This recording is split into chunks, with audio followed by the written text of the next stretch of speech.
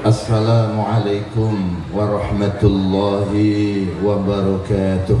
Waalaikumsalam warahmatullahi wabarakatuh. Bismillahirrahmanirrahim. Alhamdulillahi rabbil alamin wa bihi nasta'inu ala umuri dunya waddin. Assalatu wassalamu ala asrafil anbiya wal mursalin Sayyidina wa maulana Muhammadin wa ala alihi wa ashabi ajma'in, amma ba'd. Hadratul muhtaramin, para alim ulama, para kiai, para asatidah yang kami hormati, Bapak Camat Tarakan Utara, Bapak Kapolsek, Bapak dan Ramil atau yang mewakili, segenap MWC Nahdlatul Ulama Tarakan Utara, ranting Nahdlatul Ulama Tarakan Utara yang sempat hadir, yang kami hormati Takmir Masjid Baitul Amin, Bapak Ketua Panitia, segenap panitia, para bapak ibu, saudaraku sekalian seluruh yang hadir, mudah-mudahan panjang umur, Amin. sehat walafiat, Amin. murah rezeki, Amin. rumah tangga yang sakinah, putra putri yang soleh dan solehah, usaha yang lancar, sukses dan barokah, ibadah yang istiqomah, akhir yang husnul khatimah. Ya Rabbi bil Mustafa balik maqasidana waghfir lana mammadha ya wasi'al karami. Ya Rabbi bil Mustafa balik maqasidana waghfir lana mammadha ya wasi'al karami. Ya Rabbi bil Mustafa balik maqasidana waghfir lana mammadha ya wasi'al karami. Para bapak ibu dan saudaraku sekalian yang dimuliakan oleh Allah Subhanahu wa taala, sedikit kita berbicara tentang Isra dan Mi'rajnya baginda Nabiullah Muhammad sallallahu alaihi wasallam. Kalau kita berbicara tentang Isra dan Mi'raj, ini adalah peristiwa besar, peristiwa yang maha dahsyat, yang hanya dialami oleh baginda Nabiullah Muhammad sallallahu alaihi wasallam, sehingga ketika Allah ingin mengisahkan, ingin menceritakan, ingin memberitakan tentang peristiwa besar ini dalam Quran surah Al-Isra, maka muqaddimahnya itu menggunakan Quran surah An-Nahl. Tolong yang senang baca Quran, yang hobi baca Quran, ini ditelaah. Karena peristiwa Isra dan Mi'raj ini adalah peristiwa besar, akan sulit kalau kita menggunakan akal. Pendekatannya bukan pendekatan akal, tapi pendekatan keimanan. Karena ini peristiwa besar, maka agar manusia tidak terkaget-kaget, Allah awali mukaddimahnya sebelum Quran surah Al-Isra ini adalah Quran surah An-Nahl, sedangkan An-Nahl artinya lebah. Kenapa Allah memilih binatang lebah?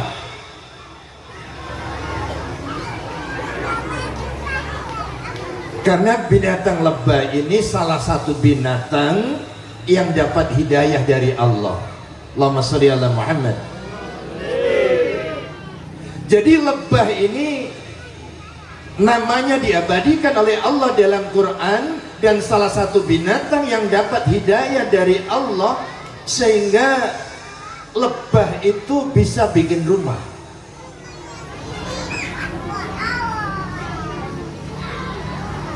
Kenapa harimau tidak bisa bikin rumah? Padahal harimau itu raja hutan, dengan postur yang besar dan ditakuti oleh binatang-binatang yang lain. Tapi karena harimau tidak dapat hidayah dari Allah, sedangkan lebah dapat hidayah dari Allah, maka uniknya, kecil bentuknya, dia mampu membuat rumah yang berkali-kali lipat dari besar tubuhnya. Ini yang pertama. Lalu yang kedua, bahwa lebah itu punya kelebihan di mana dia hinggap dalam tangkai, tidak ada satupun tangkai yang patah. Ini kelebihan lebah. Tolong diingat-ingat ini. Lebah itu hinggap di tangkai manapun tidak ada yang patah. Ini artinya, wahai umat Islam, di mana kau tinggal, di mana kau berada, di mana kau domisili, maka pantang membuat kerusakan, pantang membuat keonaran, dan pantang membuat keributan. Allahumma sholli ala Muhammad. Ini ciri umat Islam yang dicontohkan oleh baginda Nabi.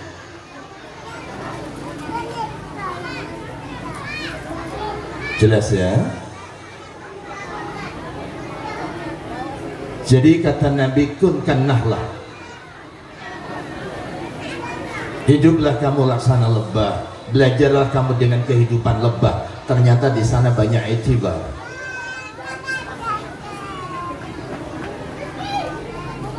Lalu yang ketiga, Bapak Ibu sekalian, bahwa lebah itu yang dikeluarkan madu, artinya bermanfaat. Wahai manusia, wahai umat Islam, bikinlah satu karya yang bisa membawa manfaat bagi umat. Bikinlah sesuatu yang bisa membawa manfaat bagi kehidupan masyarakat. Orang yang punya karya, usianya lebih panjang dari hidupnya. Tolong saya mencatat itu.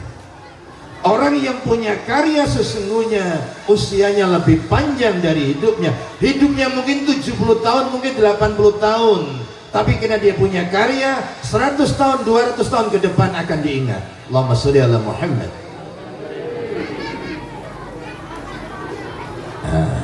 Ini penting.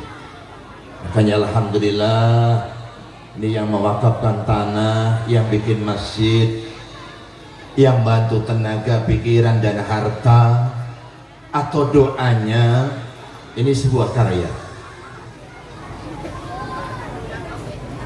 Tapi jangan jadi orang yang keempat, nyumbang enggak, bantu enggak, nyumbang enggak, bantu enggak, doa ini enggak, ngeriwui iya, mek ngeritiki ya. Ada loh kayak gitu itu. Nyumbang enggak, bantu enggak, tenaga juga enggak, nyumbang pikiran juga enggak, doain juga enggak, kerja bakti juga enggak mau datang, mek ngeritiki aja. Ada enggak kayak gitu? Di sini ada? Mana orangnya?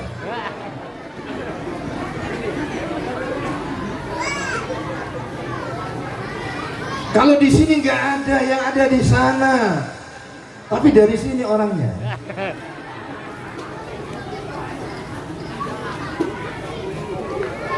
Jadi jangan jadi orang yang keempat.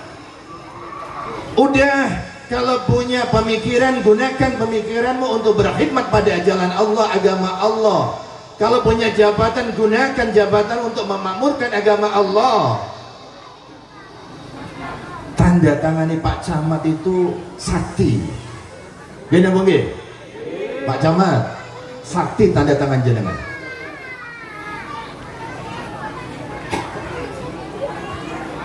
Lihat-lihat ini masjid ini kurang apanya tuh. Kan gitu ya. Sekali-kali diintip masjidnya, keliling Baitul Amin ini kurang apanya ini ya. Pak Makrus, mana Pak Makrus? Kurang apa nih Pak Makrus? Masih banyak Pak Camat, masih banyak ini. Tanda tangannya Pak Camat itu sakti. Barang siapa yang jabatan dengan jabatannya dia gunakan untuk meluhurkan agama Allah, maka sungguh jabatannya akan barokah, hidupnya akan barokah, akhirnya husnul khatimah. Saya pernah cerita itu di Masjid Nurul Falah, dulu saya pernah cerita.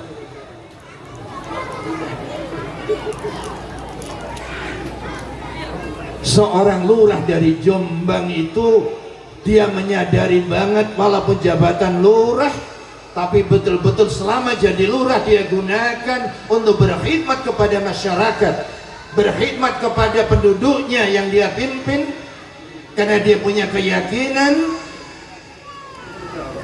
bahwa jabatan itu amanah dari Allah dan pada akhirnya nanti akan dipertanggungjawaban di hadapan Allah. Maka aku gunakan jabatan ini untuk berkhidmat kepada Allah dan kepada masyarakat. Masya Allah. Begitu beliau meninggal dunia jarak 5 tahun lebih, makamnya kena proyek berantas tengah. Begitu dibongkar mau dipindahkan, apa yang terjadi? Kain kafan masih utuh, masih bersih, jasadnya masih utuh. Kalau ada jasad yang masih utuh jasadnya, kain kafan masih utuh, ini adalah tanda-tanda sinyal bahwa manusia ini dipilih oleh Allah. Ada amaliyah yang hebat yang sudah naik di langit. Apakah mungkin karena perjuangannya, karena sedekahnya, karena ilmunya yang bermanfaat, atau mungkin karena kebijakannya? Bisa jadi. Karena saking ikhlasnya, Allah jaga jasadnya dari belatung-belatung, dari cacing tanah.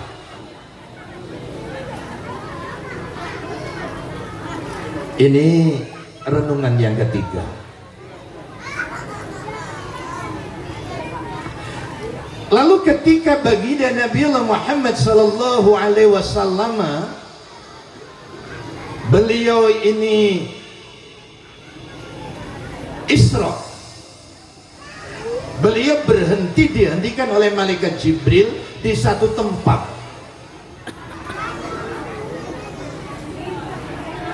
Begitu berhenti dengan buruknya, ya Nabi Muhammad, berhenti kau di sini sejenak, sholat sunnahlah.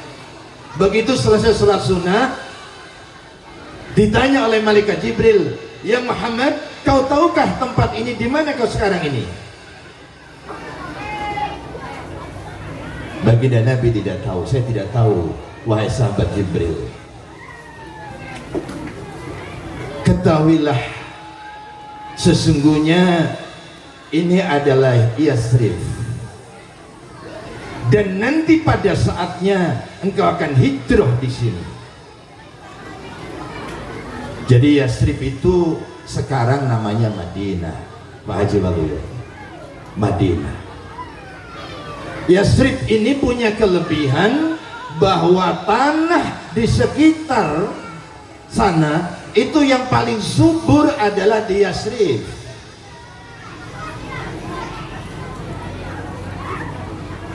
Kenapa subur? Ini dulu sejarahnya pernah malaikat Jibril itu mengambil tanah dari Syria, Begitu diambil, beliau tawaf. Labbaik Allahumma labbaik labbaik la syarika la labbaik innal hamda wa ni'matan, dan seterusnya. Beliau setelah tawaf selesai, dibacakan doa, maka tanah Syria ini diletakkan di Yasrib. Sampai detik ini bahwa Madinah Al-Munawwarah adalah tanah yang subur.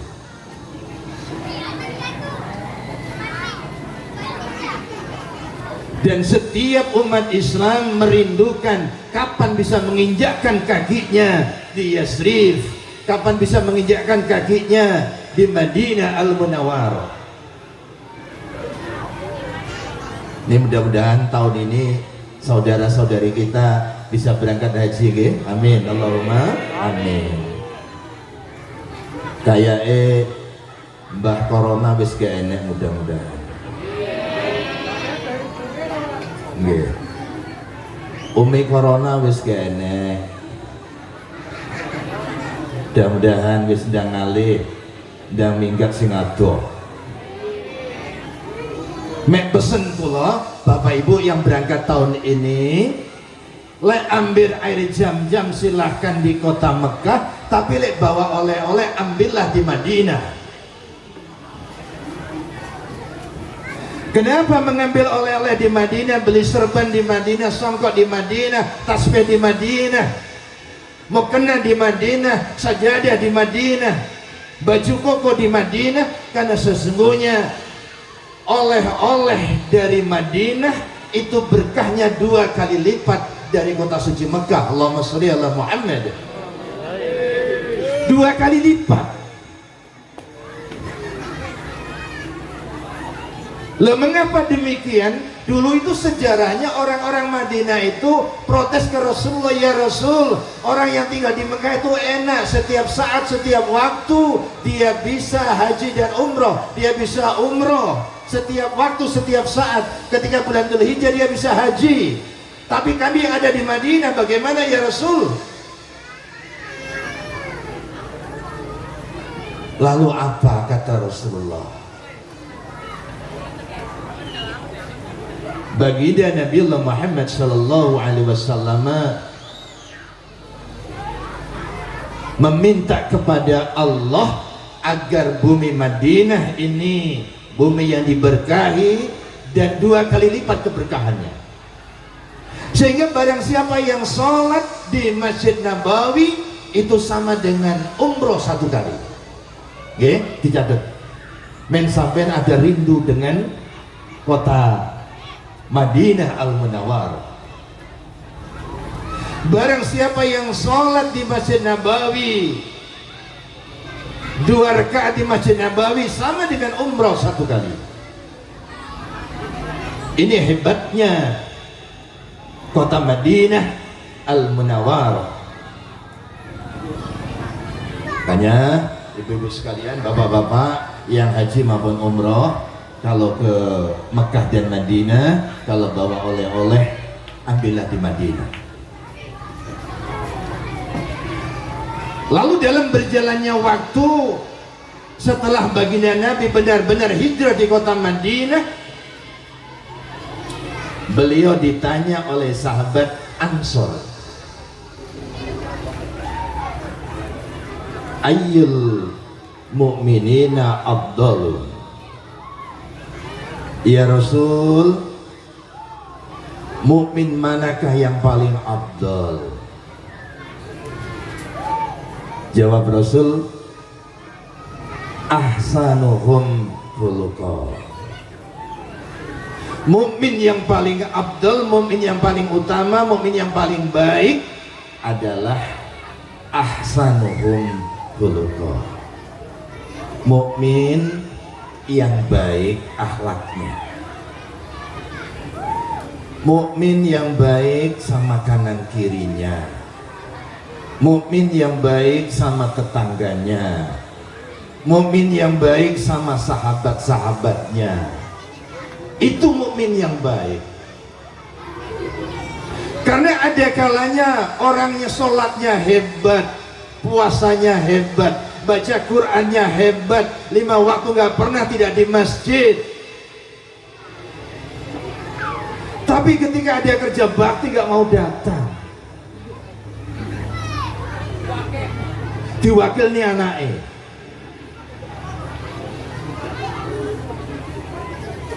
Bacaan Qurannya hebat, ngajinya hebat, sholatnya hebat, puasanya hebat. Tapi sama tetangganya jahat.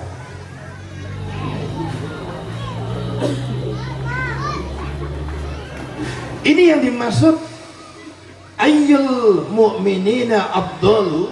Ya Rasul, sebenarnya mukmin yang baik, yang afdal, yang utama itu seperti apa sih? Maka jawabnya Rasulullah, ahsanukum khuluqan, yang baik akhlak. Jadi hubungannya secara vertikal dengan Allah baik, secara horizontal dengan sesama manusia baik, dengan tetangganya bagus, dengan temannya bagus, dengan kanan kirinya bagus. Jelas ya? Allahumma sholli ala Muhammad. Bu, kuenya sudah dibagikan tadi? Sudah? Kok habis?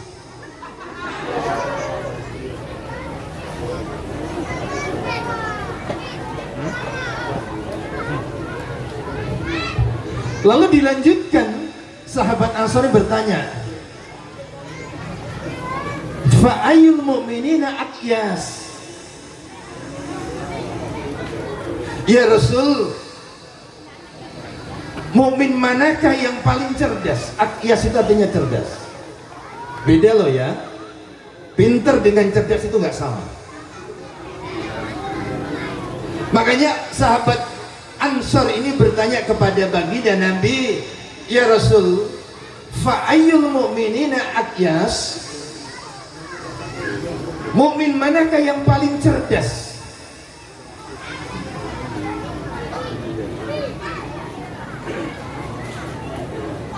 Jawabnya Rasul, aksaruhum mautun dzikr. Orang yang paling cerdas itu adalah orang yang banyak mengingat datangnya maut. Itu yang cerdas. Jadi menurut Rasulullah, orang yang cerdas itu bukan orang yang pandai menghitung, mengkalkulasi jumlah sekian-sekian, tidak. Tapi sesungguhnya orang yang cerdas itu adalah orang yang banyak mengingat datangnya maut. Allahumma sholli ala Muhammad. Allahumma sholli alaihi. Ada sebuah ungkapan indah, dicatat. Tolong dicatat. Banyak orang yang mau berjuang mati-matian untuk mendapatkan hidup yang enak,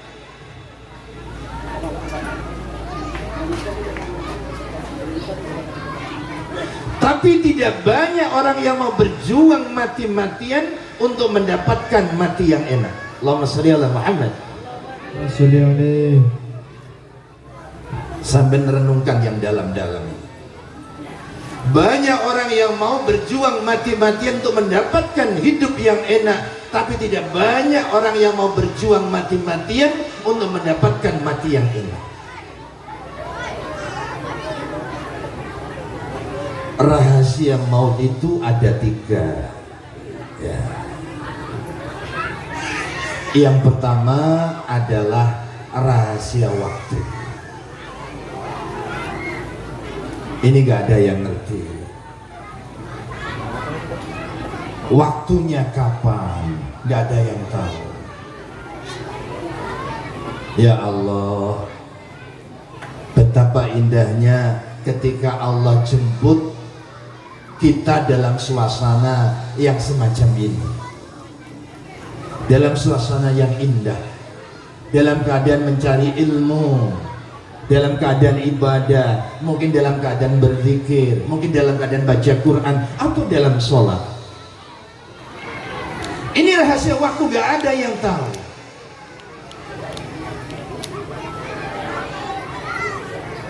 Mungkin sahabat-sahabat kita, mungkin saudara kita yang tidak sempat lagi menjumpai bulan Sya'ban dan tidak sempat lagi menjumpai bulan suci Ramadan karena lebih dulu pulang. Rahasia waktu. Lalu yang kedua, rahasia tempat, di mana nanti akan diambil oleh Allah. Tidak ada satu pun manusia yang tahu.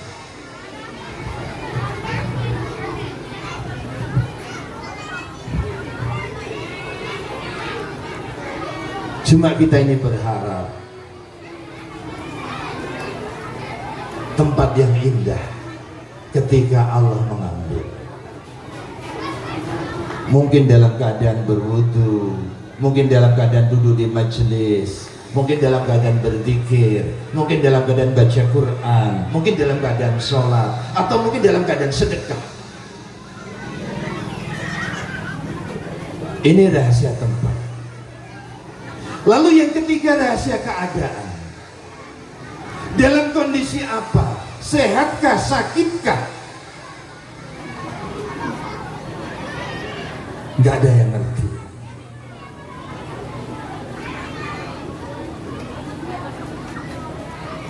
Itu sebabnya kalau kita setiap saat, setiap waktu, khususnya pada bulan Sya'ban, kita mengadakan mungkin arwahan kubro atau tahlil kubro, arwah jamak dan sebagainya. Ini adalah al-mautu nasihah. Datangnya maut, datangnya kematian, itu adalah nasihat. Kita mendoakan orang-orang yang sudah kembali kepada Allah, ini adalah nasihat. Orang yang dulunya memandikan jenazah, pada saatnya nanti dia akan dimandikan. Orang yang mengkafani jenazah, suatu saat nanti dia akan dikafani. Orang yang menyolatkan jenazah, suatu saat nanti gilirannya dia akan disolati. Orang yang memikul jenazah, pada saatnya nanti dia akan juga dipikul. Orang yang membaringkan jasadnya di pembaringan, di liang lahat, maka suatu saat nanti orang yang membaringkan itu juga akan dibaringkan. Allahumma sholli ala Muhammad. Allahumma sholli alaihi. Al-mautu nasihah. Orang yang banyak mengingat datangnya maut, hatinya dilembut. Yakinlah itu. Makanya banyak disayangkan, banyak orang sering berkali-kali dia takziah, berkali-kali dia mensolatkan jenazah, berkali-kali dia menghantarkan jenazah, berkali-kali dia hadir di majelis tahlil yasin, tapi hatinya tidak menjadi luluh, dia rugi.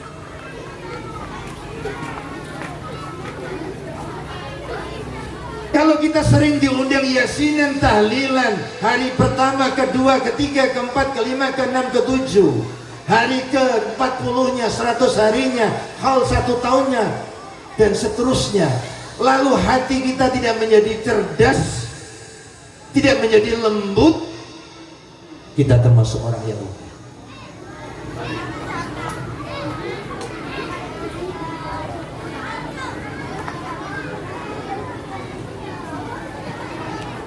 Makanya Bapak Ibu sekalian, di bulan Sya'ban itu kenapa kebanyakan umat Islam itu mengadakan arwahan, ya?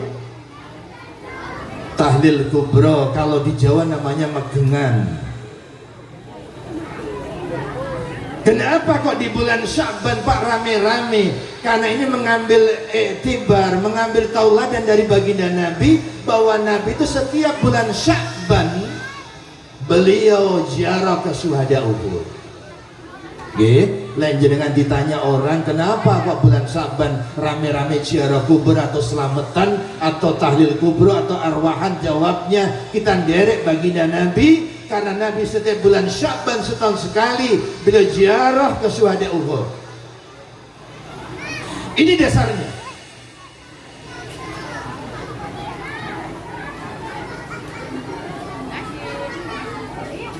Itu sebabnya orang-orang yang mungkin umrah atau haji itu ada waktu khusus untuk ziarah ke makam syuhada Uhud.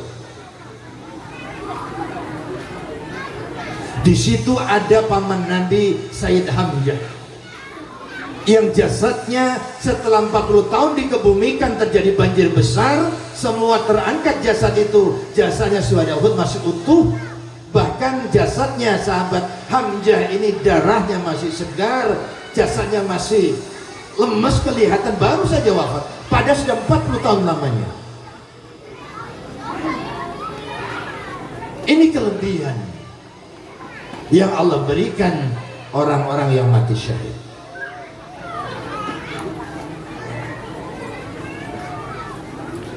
Paham ya Bapak Ibu sekalian? Sudah ngantuk belum ini? Bu, halo? Kok wis ngeriyep-ngeriyep gue ngono? Sampai nilai tidak ndelok sinetron ini betah, ngaji ngantuk ya lo sampai ini.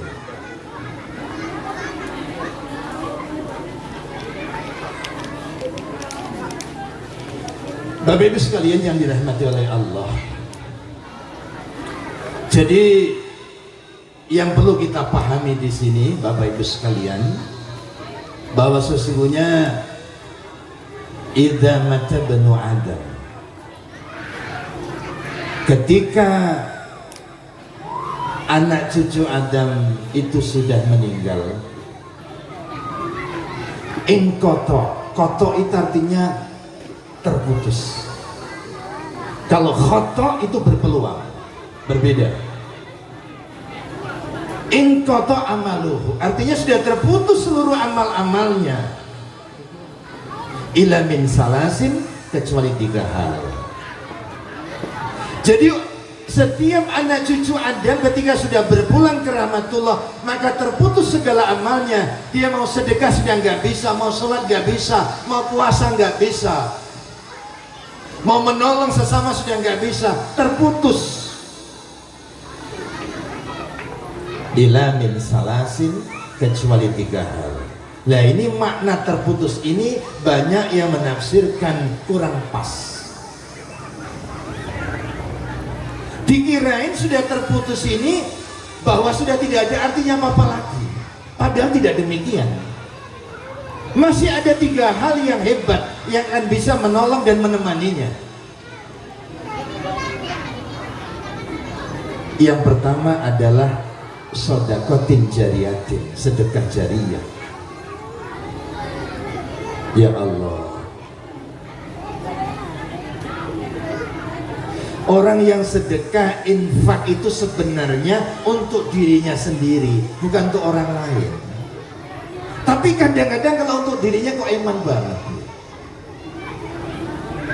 Jenengan infak di masjid, taruhlah 5.000, uang 5.000 itu akan kembali ke jenengan, bukan ke yang lain. Niat kita kalau untuk kita, kalau dia untuk orang tua akan datang ke tempat orang tua amal itu, tapi kita juga tetap dapat. Jadi sedekah jariyah, sedekah yang mengalir. Makanya kita usahakan kita ini kalau berinfak, kalau orang Jawa bilang dicopot-copot alot. Mertuanya atau orang tuanya sudah wafat, ada rezeki longgar, ada orang bangun pesantren, masjid, surau langgar, titip Pak Panitia, ini amalnya untuk mertua saya atau orang tua saya. Mertua atau orang tuanya dapat pahala, kita juga dapat.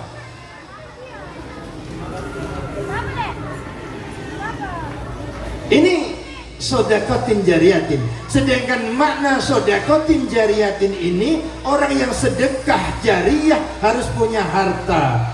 Maka ini spirit umat Islam harus kerja keras. Jadi makna sodakotin jariyatin, sedekah jariyah, kalau mau sedekah menggunakan harta, maka ini spirit umat Islam. Umat Islam harus punya etos kerja yang tinggi, semangat kerja yang tinggi, cari duit yang sebanyak-banyaknya.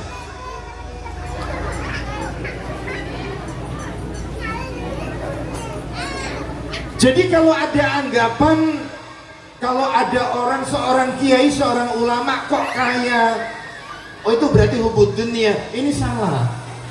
Paham ya? Kalau ada kiai ustadz kok kaya, oh dianggapnya hubud dunia, cinta dunia. Oh enggak.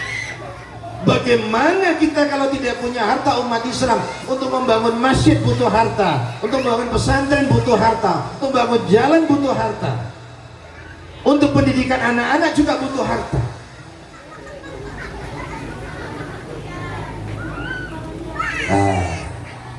Makanya Bapak Ibu sekalian, anak-anakku sekalian, lek nih pas kita ini tahlil kubro atau arwah jama, atau kita ziarah kubur, membaca yasin bagus, tahlil bagus, tapi sebelum membaca yasin wa tahlil itu coba merenung sejenak bagaimana perjuangan orang tua kita ketika mencari rezeki untuk nyekolahkan kita, untuk besarin kita. Coba merenung sejenak.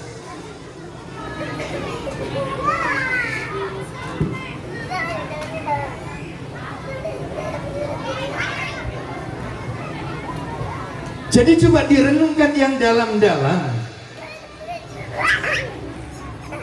Sebelum kita membacakan yasin wa tahlil dan doa, coba merenung sejenak bagaimana perjuangan orang tua kita mencari rezeki untuk membesarkan kita, untuk nyekolahkan kita, untuk mondokkan kita, biar kita tidak jadi orang yang kufur nikmat. Renungkan yang dalam-dalam bagaimana kangelannya, perjuangannya, siang gak kenal siang, malam gak kenal malam. Lalu bagaimana perjuangan ibu kita, ini jarang disentuh. Renungkan yang dalam-dalam perjuangan itu. Sementara saat ini orang tua sudah membujur menjadi tanah. Ya Rob, orang tua kami sudah menghadap kepadamu ya Rob, sedangkan kami belum bisa membalas kebaikan-kebaikannya, belum bisa membalas jasa-jasanya. Bagaimana perjuangan orang tua saya dulu cari rezeki, siang gak kenal siang, malam gak kenal malam, hujan gak kenal hujan. Merenung. Makanya dalam Quran itu ada 3 ibadah yang antara satu dengan yang lain tidak boleh dipisah-pisahkan. Kalau dipisah-pisahkan karena ditolak oleh Allah. Yang pertama apa? Atiullah wa atiur Rasul. Taatlah pada Allah dan Rasulnya. Orang yang taat pada Allah taat pada Rasul. Orang yang taat pada Rasul taat pada Allah. Yang kedua, aqimis sholah wa yutu zakah. Orang yang sholat harus zakat, orang yang zakat harus sholat. Yang ketiga, anishkurli wali walidai. Bersyukurlah engkau kepada Allah dan bersyukurlah engkau kepada orang tua.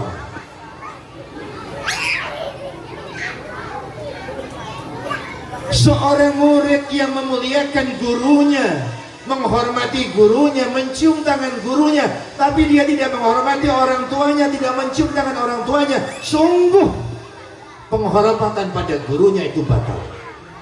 Tolong dicatat ya, anak-anak yang masih sekolah.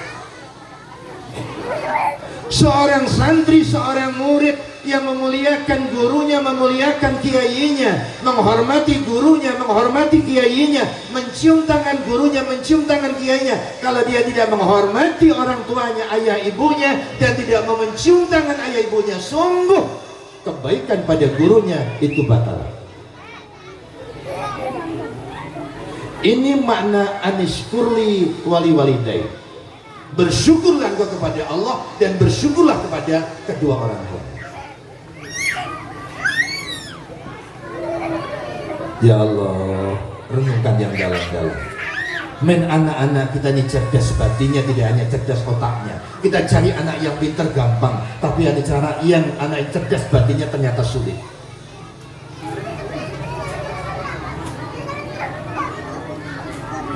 Jadi sedekatin jariyatin ini mengajarkan kepada kita umat Islam kerja keras banting tulang untuk mencari rezeki yang sebanyak-banyaknya untuk berkhidmat kepada Allah. Jelas ya? Ini maknanya sodakotin jariyatin. Lalu yang kedua, yang terus masih ada manfaatnya. Jadi orang tua kita ini yang sudah wafat lalu punya amaliyah sedekah jariyah, maka di sana terus mengalir. Makanya barang-barang di masjid kalau rusak nggak boleh dijual, sampai nanti diuber-ubernya akhirat. Kok enek toa salonnya rusak ditumpuk aja, biarkan. Ada kipas angin rusak ditaruh di gudang, jangan dijual ke rongsokan. Saya mesut diuber-uber sama yang makokkan. Jelas nggih? Barang-barang masjid itu amal jariyah, sedekah jariyah, tidak boleh dijual. Pak, bagaimana Pak ini dijual sudah gak manfaat, dioper nanti dibelikan lagi? Jangan, biarkan saja. Walaupun sudah tidak bermanfaat, kalau barang itu masih ada, urusan Allah. Mungkin airnya mengalir gak sederas dulu, tapi tetap mengalir, jangan diputus. Saya sering sampaikan, orang tua kita nanam mangga di depan rumahnya, begitu orang tua sudah meninggal dunia, rumahnya sampai yang nempatin, mangganya berbuah lebat, jangan dipotong.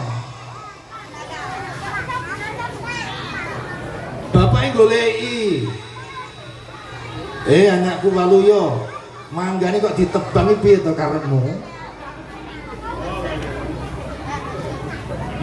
Ditunggu itu, nggih, sampai nilai-nilai lho nggih. Lek seandainya itu sudah mungkin ada kepentingan dipotong, ditanamkan lagi. Dibisikin bapaknya, Pak, mohon izin, ini tak tebang dulu, tak ganti, tak tanam yang lebih bagus. Ini penting untuk dipahami ini. Karena setiap ruh itu, apalagi di bulan Sya'ban ini, ruh itu pada pulang, pada pulangan ini, mencari rumahnya, mencari tempat tinggalnya, mencari anak dan cucunya. Sampai kapan Pak? Sampai menjelang 1 Syawal. Ya, jadi di bulan Sya'ban seluruh ruh umat Islam ini dilepas oleh Allah untuk datang ke tempat anak-anaknya, ke tempat ahli-ahlinya, diendangi. Yang pertama kali datang apa? Lihat jasadnya dulu di kuburan. Setelah lihat jasadnya baru melihat anak-anaknya. Sekarang anaknya di mana? Di situ. Ya Allah. Kalau suaminya lihat istrinya, lihat anaknya, itu datang. Jadi agak lama waktunya. Sya'ban, Ramadan. Di bulan Ramadan itu full 1 bulan, ruh itu bersama dengan keluarganya yang ada di dunia. Nah nanti begitu malam takbiran baru dilepas kembali ke Lauhil Mahfuz. Paham ya? Jadi yang pertama sedekatin jariyatin, yang kedua au ilmi yuntafa'u bih, ilmu yang manfaat. Ngajarkan alif, ba, ta, sa sampai ya, manfaat, itu ilmu. Mengajarkan matematika, biologi, kimia dan lain sebagainya, selama itu membawa manfaat, itu termasuk bagian dari ilmu yang manfaat. Sedangkan makna dari hadis ini, au ilmi yuntafa'u bih, spirit untuk mencari ilmu. Ternyata persoalan dunia ini akan bisa selesai dengan ilmu, Pak. Makanya orang tua ini harus berjuang mati-matian, anak-anaknya disekolahkan yang setinggi-tingginya. Besok mampu nih, sekuat-kuatnya diusahakan. Yang akan bisa memecahkan persoalan-persoalan dunia ini adalah dengan ilmu. Allahumma sholli ala Muhammad. Allahumma sholli alaihi. Apalagi Kalimantan Utara ini jadi tetangganya Kalimantan Timur. Kalimantan Timur adalah IKN, ibu kota negara. Kalau anak-anak kita siapkan ilmunya, keilmuan yang mapan, insya Allah akan jadi pemain-pemain yang handal. Tapi ketika tidak siap akan jadi penonton-penonton yang setia. Saiki orang tua harus berjuang mati-matian untuk menyekolahkan anak sekuat-kuatnya. Maka kata Sayyidina Ali, ajarkan satu ilmu pada anakmu, karena sesungguhnya dia akan hidup satu zaman yang tidak sama dengan kamu. Itu sebabnya Guru Ijo beliau pernah berkatakan, dawuhnya Guru Ijo, ajarkan, sekolahkan anakmu pada satu disiplin ilmu, maka dia akan menguasai dalam bidangnya. Loh, seorang ulama besar sekelahnya Guru Ijo, beliau berpesan, ajarkan anakmu dengan satu bidang ilmu, maka dia akan menguasai dalam bidangnya. Kalau anak kita memang matang di matematika, silahkan dimatangkan sekalian.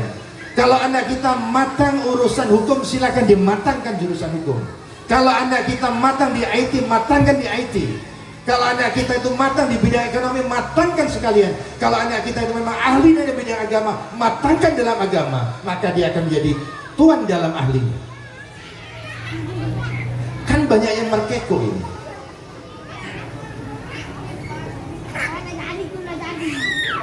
Ada kalanya S1-nya itu mungkin sekolahnya SMK-nya mungkin jurusan mesin. Begitu kuliah nanti ambilnya di Akper. Bisa Pak, bisa, tapi nggak maksimal.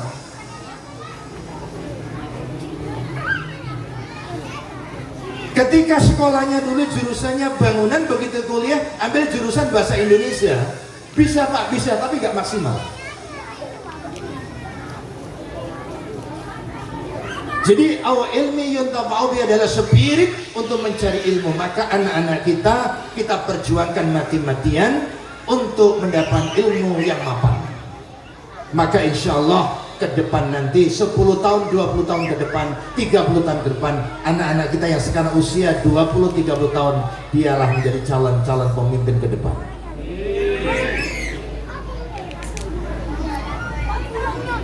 Kita nggak tahu loh Pak, anak-anak kita kecil ini nanti ada yang jadi camat, ada yang jadi bupati, wali kota, kita nggak ngerti loh Pak. Makanya kalau anak di masjid, biarkan saja. Jungkir balik koprol, biarkan saja. Biarkan. Kenapa demikian? Ini calon generasi kita. Kalau bapak-bapak sekarang usia sudah 50-60 tahun, 20 ke depan kemana? Anak-anak kita sekarang usia baru mungkin 9 tahun, 20 tahun ke depan dia usia 29 tahun. Ia akan memakmurkan rumah Allah ini. Banyak anak kok senang ke masjid, alhamdulillah. Kalau anak-anak kecil senang ke masjid, alhamdulillah. Jangan dimarahin, jangan dimentahin, biarkan saja.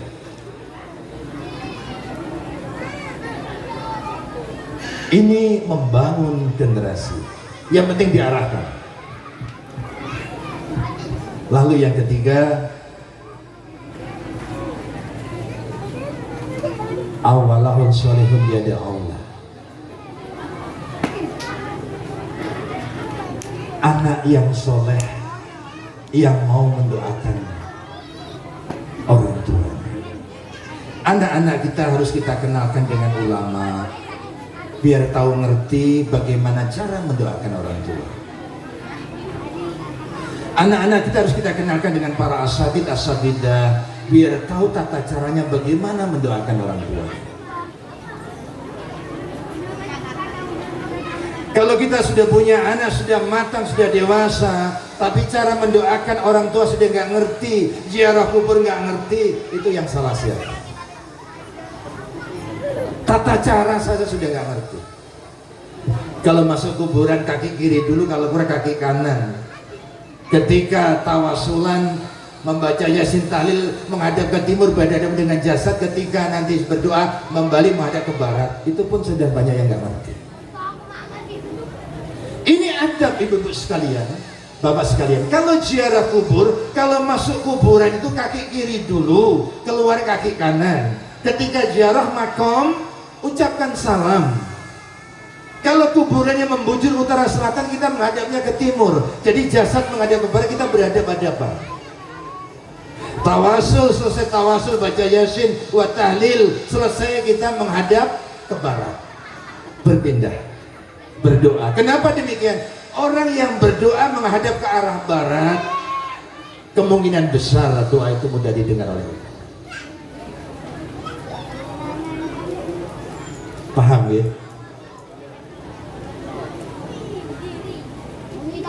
Ini bahwa anak yang soleh yang mau mendoakan orang tua, spirit kita bagaimana kita berjuang mati-matian agar anak-anak kita menjadi anak yang soleh.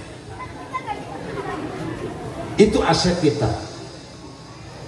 Kalau sudah punya generasi yang soleh atau soleha, senenglah, beruntunglah Pak. Lain jenengan punya anak gelem nek pesantren, gitu. Beruntunglah sampai. Bersyukur jenengan. Kalau punya anak sudah baca Quran, bisa baca Quran, alhamdulillah, bersyukurlah jenengan. Beruntung jenengan. Udah nggak usah mikir Pak, di pondok pesantren biayanya banyak Pak. Sudah bismillah, nanti Allah yang atur. Ada saja jalannya, yakinlah itu. Apalagi kalau sudah anak sudah pintar bisa hafal Quran, alhamdulillah. Beruntung jenengan. Apalagi lah jenengan punya anak yang pokok hafiddin, ahli agama, ahli fikih. Ya Allah, bejo jenengan.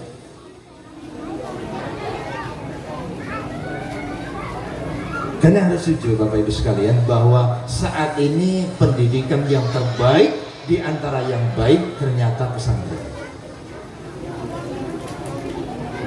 Tolong diingat-ingat, tempat lembaga pendidikan yang terbaik di antara yang baik adalah pesantren.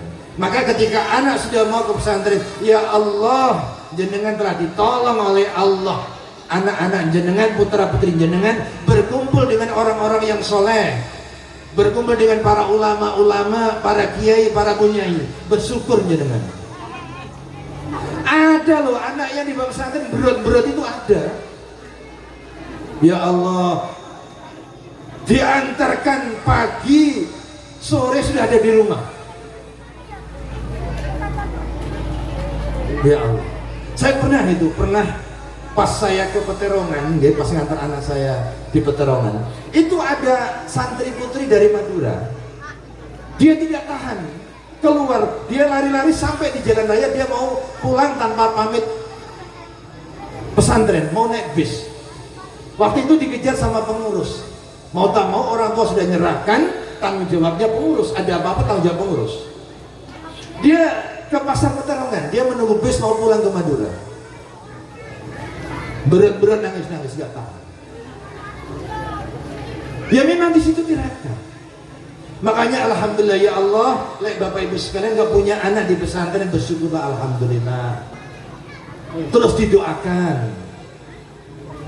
Ya, jadi anak sudah di pesantren, bapak ibunya sing rajin berdoa, bersyukur jenengan.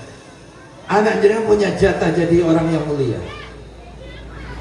Gak usah mikir biayanya, sudah ikhlas lillahi ta'ala. Itu jadi sedekah jenengan, akan diganti oleh Allah min haitsu la yahtasib. Yakin itu. Didoakan, lebih-lebih ibunya. Banyak berdoa. Karena ketenangan seorang ibu, ketenangan seorang bapak di rumah akan berpengaruh pada jiwa anak, batin anak di pesantren. Lah ibu gelisah, bapak gelisah, anak ini kalau ya gelisah. Ada yang nggak tega, anak masih kecil di pondok, kan ada kayak gitu kan, nggak tega. Nanti kalau makan gimana, kalau minum gimana, kalau nanti sakit kayak apa? Serahkanlah pada Allah. Sebaik-baik penitipan hanya kepada Allah Subhanahu wa Ta'ala. Paham ya? Saya kira ini sajalah, nggak usah panjang-panjang. Nanti kalau kurang panjang tahun depan diundang lagi Pak Mapolres. Insyaallah.